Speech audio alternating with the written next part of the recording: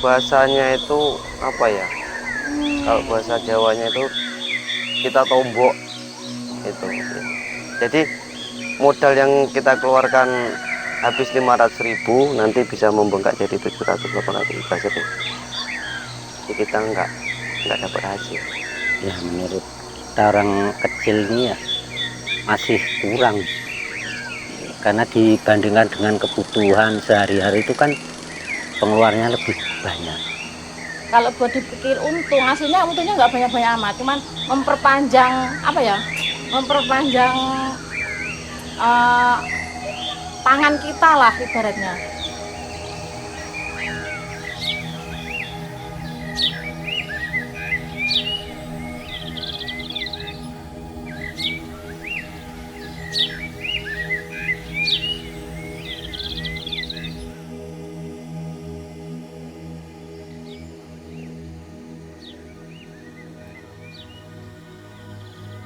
Sebenarnya siapa sih petani dengan realita yang terjadi.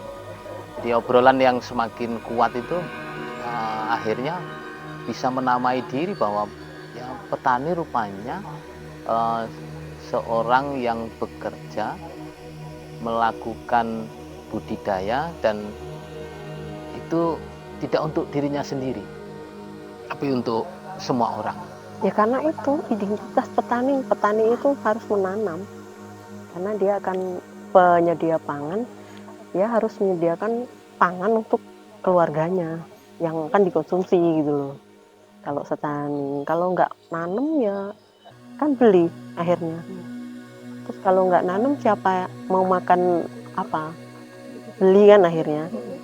Ya kenapa petani itu masih tetap ingin menanam? Karena satu ya, kalau petani itu memang identik dengan menanam.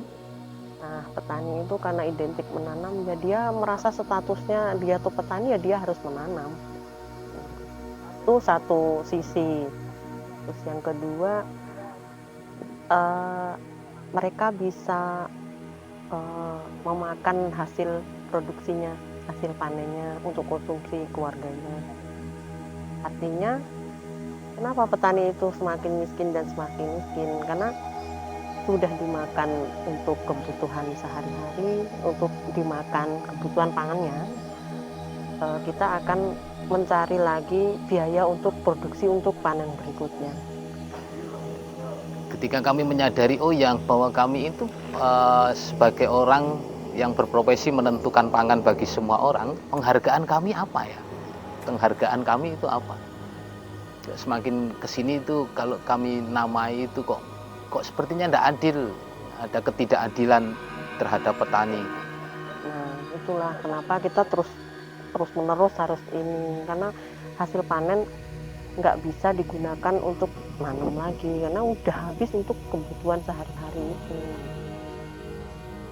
Karena tuntutan ekonomi kan, jadi ya dengan alasan menambah penghasilan ya jalan satu-satunya, karena tidak punya lahan sendiri ya sewa. Setelah tanaman padi biasanya diselingi dengan menanam jagung, ada yang singkong. Di samping itu, setelah rutinitas di sawah, biasanya kami ke kebun. Kerjaan sampingannya mungkin nyadap karet, karena mayoritas di sini juga petani berkebun. Akhirnya mereka kan selain jadi petani yang menanam, menjadi buruh taninya. Realita yang sampai hari ini masih dirasakan oleh petani itu memang susah untuk diurai, gitu ya. Bahwa keterbelengguan mereka akibat pilihan petani untuk mau menanam ini, mau menanam itu seperti sudah dikondisikan oleh pihak lain. Yang pertama itu, petani itu kan latah toh. Kalau misalkan kita punya beras gitu, terus tahu harganya tinggi gitu, semua pengen nanam padi gitu. Terus ada lagi komoditas pertanian yang lebih mahal lagi gitu. Misalkan jagung lagi mahal nih, latah lagi, semua nanam jagung gitu. Dan ya pengalaman sama ketika barang pertanian kayak produk pertanian jagung, padi itu sedikit, harga yang ditawarkan itu tinggi. Jadi karena latahnya kita petani itu pengen harga yang tinggi itu, apa yang mahal ditanam, akhirnya semua nanam tuh itu. Dan harganya nggak lagi tinggi lagi. Pas panennya karena produksinya banyak, jadi ya harganya murah gitu. Akhirnya bingung lagi petani, cari apa komoditas. Akhirnya apa? Jadi petani itu nggak tetap lagi, mau jagung terus itu enggak, tapi berganti-ganti gitu. Nah, sekarang itu petani memang sudah ketergantungan. Dengan semua itu petani sudah ketergantungan dari bibit, dari pupuk, dari pestisida, bahkan untuk olah lahan, dan yang terakhir itu untuk manen. Itu petani semua tergantung. Kayak padi nih, olah lahan udah pakai lotari. Terus untuk bibitnya beli bibit yang pasar. Kalau yang bibit ya, kalau kadang bibit unggul kayak Simbah tadi bilang bibit mapan. Nah, terus pupuknya sudah pasti kita beli. Terus pesnapnya juga beli. Kalau yang terakhir itu untuk manen, sekarang kan udah semua pakai blower. Jadi semua itu sudah ketergantungan.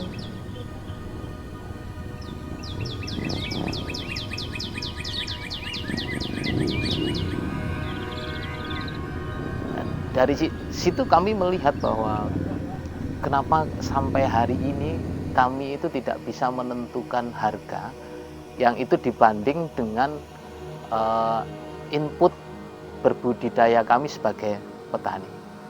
Sehingga ketidakadilan itu semakin nampak dan kami itu semakin dalam posisi yang tidak berdaya. Saya melihat yang petani umum itu nggak kuasa loh, petani itu buat membuat harga. Soalnya terkadang kan hasilnya itu kan tergantung juga dari hasil panen kan. Jadi kalau pas panen raya itu ya jangan diturun-turunin lah. Pokoknya ya standarnya 6.000 58 ya segitu, jangan turun-turun lagi. Biasanya kayak gitu, kalau pas musim panen banyak harganya terus turun. Nanti kalau pas musim panennya sedikit harganya naik. Jadi nggak standar, kalau bisa ya standar. Tolong petani itu jangan dimanfaatkan.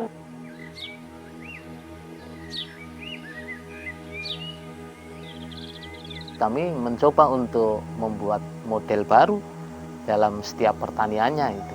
Ya, mengurangi input-input dari luar yang semakin mahal itu, mencoba untuk kembali kepada pertanian yang tradisional. Pertanian organik yang terjadi juga bukan langkah yang mudah untuk dikerjakan oleh petani. Pertanian dengan budidaya organik, walaupun kami bisa menentukan harga, tapi rupanya kami juga masih dibatasi dengan aturan-aturan yang itu dibuat oleh pihak lain. Jadi produk organik kami juga harus ada sertifikat, harus lulus uji, dan segala macamnya. Dan sekali lagi itu harganya untuk mendapatkan sertifikat itu tidak murah.